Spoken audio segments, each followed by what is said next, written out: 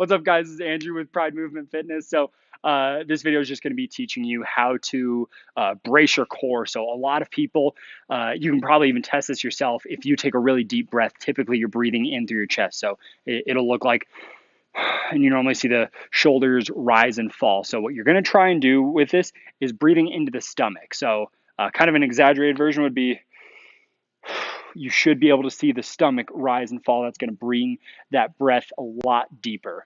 So next, I'm going to show you it demonstrated on a squat and then a deadlift. All right, guys. So when you're creating, when you're basically bracing the core, when you're squatting, you're going to, again, take that really deep breath. And that's going to, so it's called a diaphragmatic breath. So breathing deep, squeezing the abs on top of it. So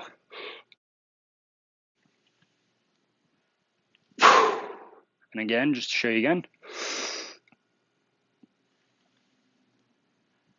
All right, guys, and if you've watched my other videos on like creating torque, this is kind of going to be a little bit of everything. So when you're deadlifting, creating torque in your feet, when you're finding that bar, you're going to reach down to it with a straight back. Go ahead and come over from the side. So you're going to keep your back straight when you're reaching down to it. And when you get that breath, me personally, before I deadlift, I get that breath at the beginning. So it'll be,